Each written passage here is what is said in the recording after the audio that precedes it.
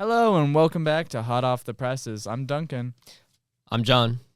Sweet. Let's just hop into the news today. This is a little bit of a lighter week for news. In basketball and women's basketball, the Terrapins destroyed our women's basketball team. The final score was 99-66. And that was just like awful. It was brutal to hear about. Yeah, very unfortunate. And women's basketball, really this season struggled quite a bit against in conference play. I mean, we beat IU, which is always a good thing, but it's been rough. Do you think women's basketball is the worst program, or do you think football is the worst program right now? I gotta say football's still a worse Yeah, I program. gotta agree. Just because The conference win. football, no conference wins Yeah. in the last couple of years. That's pretty bad. So I agree, but yeah, it's rough for both programs right now. No, absolutely. So sorry, just want to quickly introduce our lovely guest here today. We have our editor-in-chief, Olivia Mapes. And she's here today. She's going to talk a little bit about the Exponent and about this one letter story from Thursday's edition. So sweet. Let's continue on with the lightning news.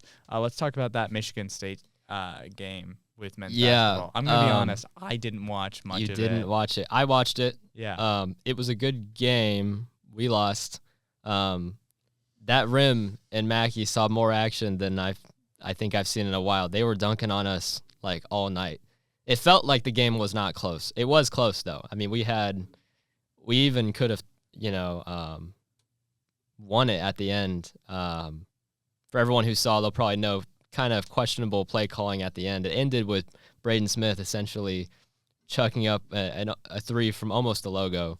With like 3 seconds left or something. Yeah, there was that? Definitely time to try something else. Could have tied drive. it. Well, we were only down 2, right? So yeah. You could have tied it, went to overtime. Nah, Braden's got to be the hero. Braden's got to be the hero. Yeah, rough. That's the narrative. Rondale Moore unfortunately passed away. That was also this week. Yeah, really sad, really tragic.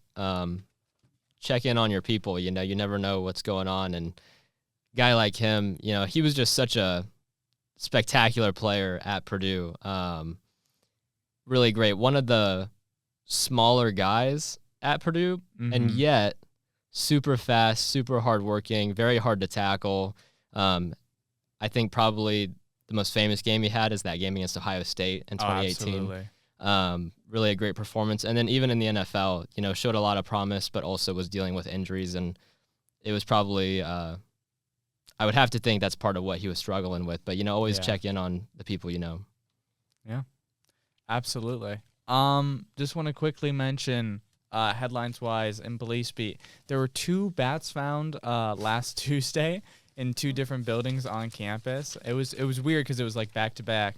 Yeah, a bat was reportedly found in the basement of Forney Hall about 5:45 p.m. and pest control was contacted. And then a bat was reportedly found on the 3rd floor of the Stewart Center about 7 p.m. Pest control was not contacted. They don't say it here. Yeah. They're like, nah, this one's chill. So do you think it was the same bat? You think he ran away from... I would love if it was the same bat. The bat ran away from Forney and went to Stewart. It was like, yeah, they're chill here. They are chill there. They didn't. Weren't you supposed to interview like a bat person? Yeah. There's a guy on Purdue's campus that his specialty is bats. I reached out to him, and our schedules conflicted a little bit. We were a little bit too busy at the same time, and I was like, but I got an extension on this. Could we do it maybe some other time? And I never heard back from him, unfortunately. Still would love to do that interview with you. When you say his specialty, he's like a biologist or? Yeah. Well, he's like an animal conservationist. Okay. Because bats are like not doing too well. Yeah. So he was pretty cool though. Yeah. I really would love to interview. I wonder what he would think about the bats in Stewart and Forney. I think he would love them. There are always bats in Owen. I think you mentioned this, Mapes, beforehand. But I was saying that it's surprising that it wasn't Owen mentioned in Police Beat. Yeah, no, for sure. The main pack story on Thursday was accessibility issues, students and faculty expressing their issues with moving around on campus, accommodations on campus, those sorts of things. If you want to read more, check it out. Thursday edition of the Exponent on February 26th. And there's also in that edition a letter to the editor about Myanmar, I believe. Yeah. Yep, it's on page 3. It's on the conflict that has not ended. Yeah, absolutely. Let's get to our dive topic. Let's talk about this letter, Mapes. What's going on? What's going on? I have not read the story yet. I'm totally relying on you to give me my information. Don't worry, I've got you. So basically, I guess I'll give some background for what is going on. So we first found out about this. There's a reported ban on international students, specifically from like a list of like adversarial nations that the U.S. government has. And so Mung Chang actually received a letter from the House Select Committee on, I forget the exact name. But isn't it Chinese Affairs or something? Yeah, like it's that? like something like Communist China or something. Mm-hmm. But it was basically asking them to like, or describing Beijing as a Trojan horse and like international students, like they're dangerous essentially, especially for grad students, according to this letter, specifically because of, like they have more research opportunities and like they wanted to limit basically international access to like more top level research essentially. Other schools have gotten this letter also. I actually found that out while reporting on that article, because in the letter, like NYU, Massachusetts, there's like MIT. I forget exactly. It's listed in there, but Gotcha. like a ton of other unions from other schools also signed because they're also having issues at their schools. But Purdue is the one that has reacted the most. And I will say Purdue has been consistently denying this. But several faculty have reached out and said that they were told not to admit students from certain countries. Weren't there like graduate students specifically? Yeah, it was graduate students. So is the department heads. And so generally the way the admissions works is like you have the department heads and they'll like admit the students, and so they'll get a letter, but then it goes to like the provost's office or like the office of graduate students. Okay. And then generally it's been described as like a rubber stamping process where, you know, if you get accepted by the department head, you're going to get in. Yeah. But that wasn't the case for a lot of students recently. Like in the summer, I think it was like 100 students. I know you were in summer staff. I was in summer staff, but that was more Avery's. Yeah. Avery's beat. He really enjoyed reporting on that, but yeah, so I'm not quite sure about the numbers. I probably edited the article, but I don't think it was confirmed that they were all Chinese, but there were 100 people who had their admissions rescinded or around that, and it was odd because like in the past Purdue has said like we never rescind admissions, and now they're doing it. But more than that, there's just like this unwritten policy that several faculty have come forward saying that they were told, but there's just no paper trail, nothing. It's unclear. People were even unclear on what countries exactly are supposed to be limited or whatever. So it's just like very confusing. The faculty are upset by it. I mean, they're not comfortable because it is literally just discrimination straight up. So no, it's absolutely. terrible. But the GROW, which is graduate, it's a graduate organization. For some reason, I'm Graduate forgetting. rights and our well-being. Yes, exactly. Sorry, I forgot the actual name of it. But they're the ones who are behind, or like they've started the petition basically, that they sent to the Board of Trustees. That's the letter that I wrote That's about. the letter that has over 300 signatures. Yeah. Last time I looked at it, it was at 337. Gotcha. So I was talking. John brought this up beforehand, like a little bit when we talked before this. But 300 people is not a lot of people. Like in terms of like the campus. And Yeah, what's all your of the gauge faculty. on, like, I mean, it says 337 in this article. I'd assume it's gone up by now probably, but what's your gauge on, like, what's a lot of people signing the letter, you know? see, yeah, in the grand scheme, that isn't a lot because, like, considering Purdue is what, 60,000 people. Like, okay, 300 is like a little drop in the bucket. The graduate group is smaller, so I think it does mean more. But I think it's also just because of how under wraps this has been and how much Purdue is denying it that I think people either don't know or they think that it's not even an issue. Yeah, and the irony of having a Chinese international president and then trying to block Chinese internationals from being accepted to Purdue is wild. I think that letter scared him. I think, and by the way, I found out it's the House Select Committee on the CCP, like a Chinese Communist Party. Yes. Okay. Thank you. I think he's scared. I think everybody in Purdue administration is trying to do everything that either the state government or the federal government wants them to do before the state and federal government have to come in and force them to do it, or will come in. Yeah, and I mean, they're force them without to a do it. doubt. It's compliance, you know, like, Yes. but again, other universities have gotten the same letter, but True. Purdue seems ready to go ahead and just comply right away. I don't know. I mean, interesting. Yeah. When I was interviewing people, they described it as like both sides of the same coin. They're trying to play both sides. Like Purdue, you know, will talk about how many international students we have and like their great research and how we're a world university, like the world stage, it's great. And then on the other hand, they're doing this reportedly. But Didn't the numbers for international students drop last year? Like the enrollment for this year? Didn't it drop? I don't know for compared sure. to I think you're probably right about the that. year before. I'm gonna check that. Yeah. I think it did slightly, but I'm interested how much.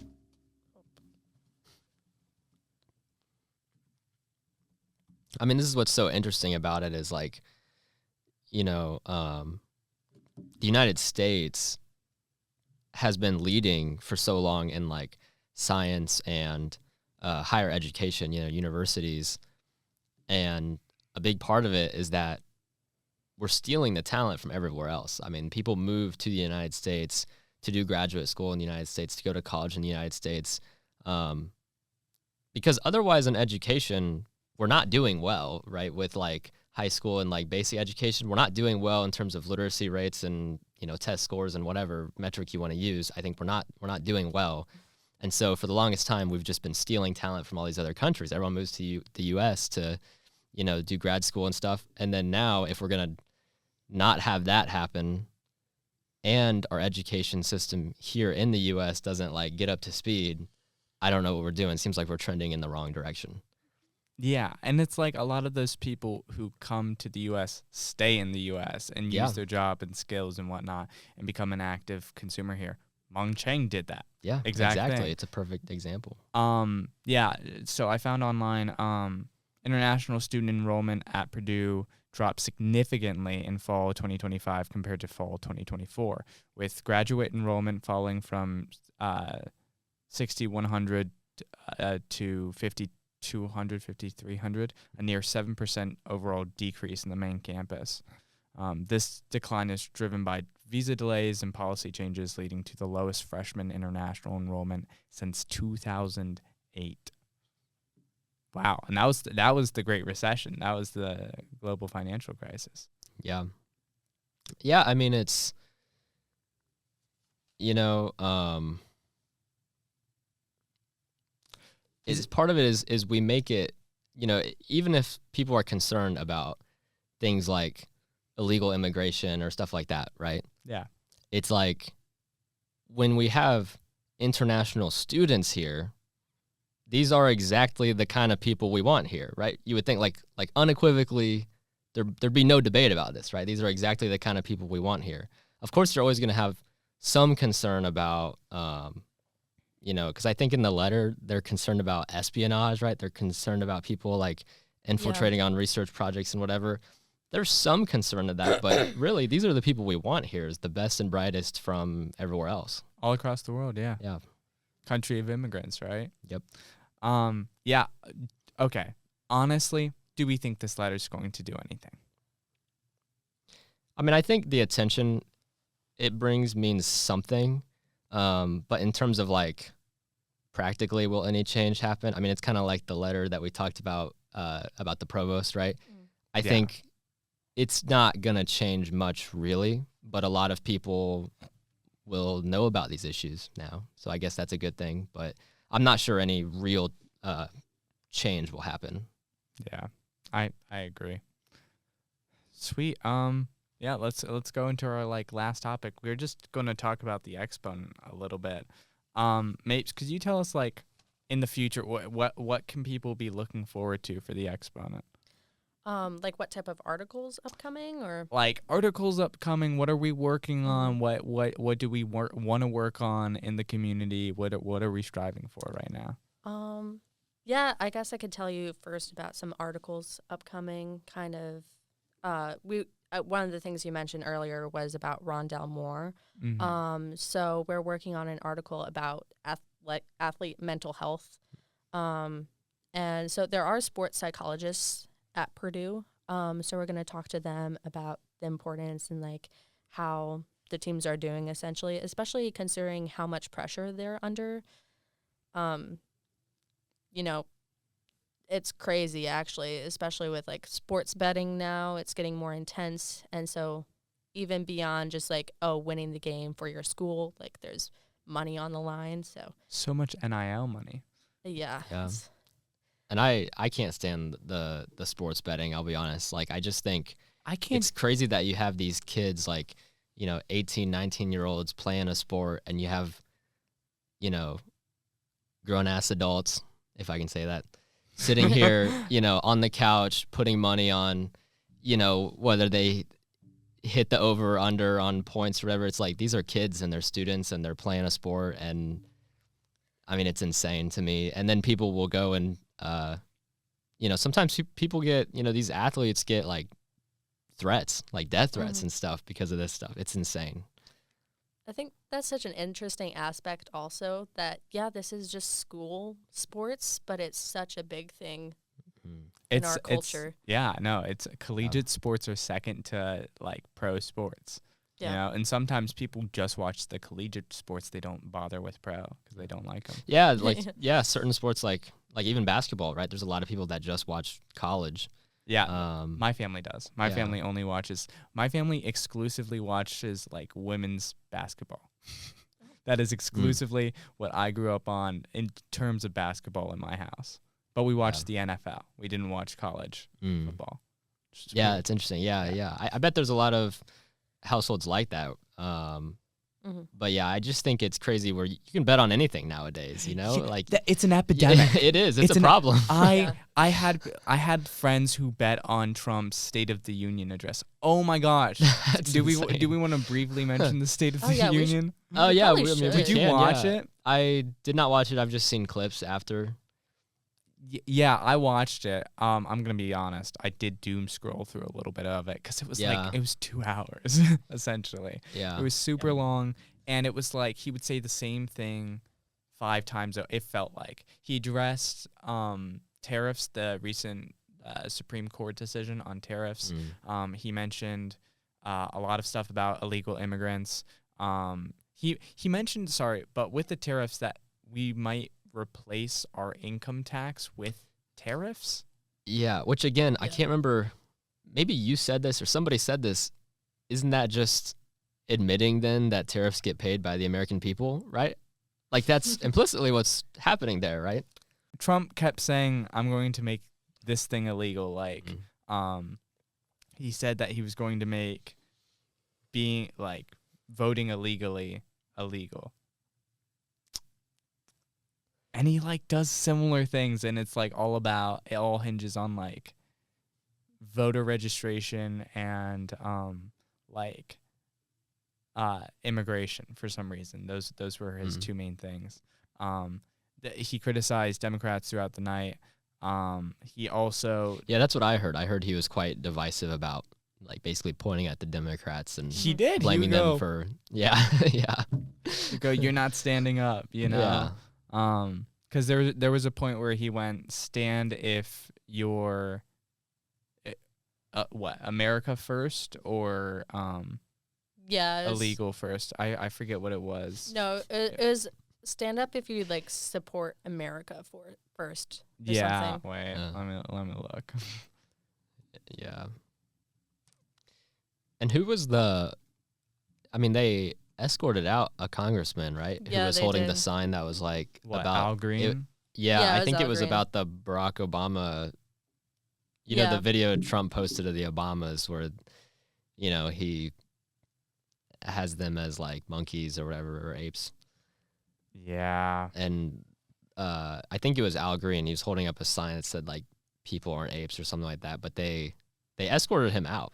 I don't know. No, they didn't. What happened there? I just saw the photos. Our State of the Union address is this contentious, like always, because like Democrats were like constantly like booing and like talking throughout, especially when he would point at them. Yeah, I really don't think so. I really think in the past they've been pretty like even with Trump doing them. I feel like in the past it's not been so divisive during the actual speech. I saw a clip from Obama's State of the Union, and it was like, yeah, Republicans weren't standing up, but they weren't like shouting out and like a lot of back and forth. By the way, I did find the president asked members of Congress to stand if they agree with his statement that the first duty of the U.S. government is to protect American citizens, not those in the country illegally.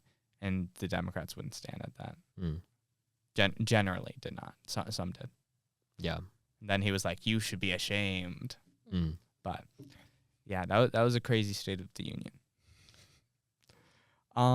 Sweet. Anything else about the Exponent that you wanted to ask, John? Or Oh, I do. Have something exciting next Thursday. I'm actually going down to Indianapolis for NICAR, which is NICAR. Yeah, I love NICAR. Yeah, I'm That's so really exciting. excited. I'm on a panel about student press freedom, so it'll be me. What is NICAR to the people out there who are it's unfamiliar? basically like a journalism conference.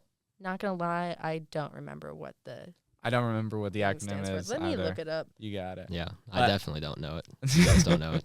Well, I went to IRE over the summer, which is the Investigative Reporters and Editors Conference. And NICAR is kind of like the thing they do sort of in the spring when they have like IRE in the fallish. No, sorry, not fallish, like summer-ish. It was a lot of fun. I learned a lot. I talked to a lot of Pulitzer Prize winners. It was a super cool experience. Thank you, Exponent. But yeah, no, NICAR, excited for you. Yeah, I can't actually find the acronym, but it's a data journalism event, and it's organized by IRE, the Investigative Reporters and Editors Organization.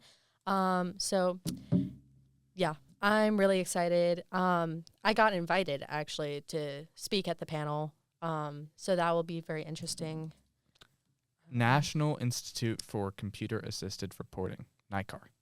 Okay. I couldn't find that for some reason, but So we're bringing more data journalism to the Exponent? I would love to. I would love to do more in-depth investigations and stuff. And yeah, data journalism is really important. We are going to have some of that coming up with the salary guide. That'll be not this upcoming week, but the week after that. I see. So. I'm excited. Yeah. You gonna get out the Excel spreadsheets to figure Yes. that out? I remember because last year I had to do salary guide stuff. Yeah. It was sort of last second for me, but it was a lot of fun getting to do like the stat side of reporting. So weird. Yeah, getting to see how much the old football coach is still being paid by the university. Yeah. Yeah. Upsetting. Does computer-assisted reporting include having an AI reporter? That's a great question. True. What we haven't talked about it. What is the Exponent's official yeah. policy on AI? The official policy is that we don't use any generative AI. So I had everyone sign like the policy and an agreement that they wouldn't, with the one footnote like that if we do, there's like a certain special reason. Probably like I really don't see any cases where we would, but we would explicitly state that we did and why. But like an editor's note? Yeah, I really don't think we ever will. I mean, we'll see. You know, it's still improving. It's a scary thing. Okay, ready? This is a little anecdote, but I had this mock AI assignment for one of my classes where it was like an AI is interviewing you, right? Oh. Really? And it's like you have your webcam turned on, you have your mic turned on, and they interview you. And it never worked. I did 3 separate interviews, and it never worked. It gave me 0%. And it was like most of the class it worked for, but there was like a hefty minority that it just didn't work for. Wait, what do you mean? Like the AI was like asking you questions and then you had to answer it? The AI asked us questions and then was supposed to grade us and give us feedback, but it forgot to do that for me. So, but it made me a little angry toward the AI, that whole interaction, because it didn't work. Yeah. You better apologize right now before it gains consciousness and comes after you. Oh, no. Not that I ever did, but I never signed the AI paper. Get that too. You know, I remember being in the conference room. I do need to go through and make sure and like. I remember being in the conference room because when I was on senior staff last semester, I remember handing it out to everybody, like where to sign, and then I didn't actually sign one myself. I realized like way after, like a week later, I was like, but I'd never signed the AI thing. Yeah. See, last semester I had it all on paper and I had everybody sign it, and then I was like, I'm not going through all that. Like, yeah. It was like a lot, and like on top of tax forms and stuff, I was like buried in random papers. Yeah. Like my desk is a mess. So this semester I had a Google form, so you can fill it out. Oh yeah, wait. I received that and I didn't fill it out yet. I really should get on that. Gave that he to did. You, he did give it to me. Yeah. Now that you say that, that's right. Just on you. I never did it. I think I filled it out. Thank you. Yeah. Of course.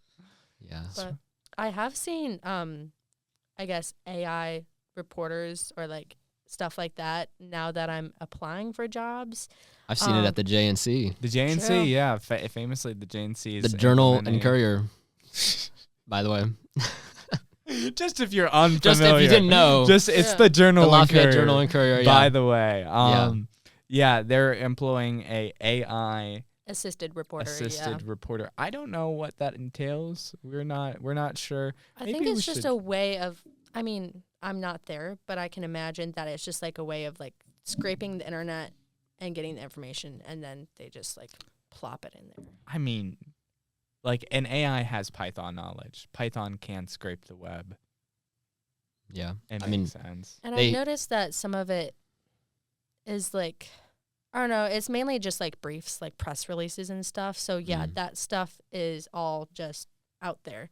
Like it's not doing any of the actual reporting of, investigative journalism. Yeah. Asking questions, getting the new information, which is what journalism really is. Yeah. It's just press releases.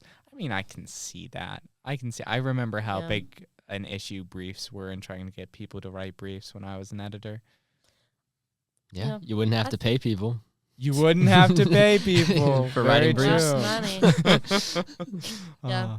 Honestly, this semester hasn't been as much of an issue because we have several reporters that are just they're on it. Yeah. It was you. You were the problem. I was, what? Sorry. Yeah, all my reporters hated me. Yeah. You want to tell me something, John? Yeah. Oh, no, yeah. But that's just a weird thing I think we'll just keep our eye on is the AI stuff. But absolutely. I think this has been wonderful. Thank you so much for being on Mapes. And great. No, it's been great. Yeah, absolutely. Yeah, thank you for inviting me. Yeah. Okay, sweet. Have a great day.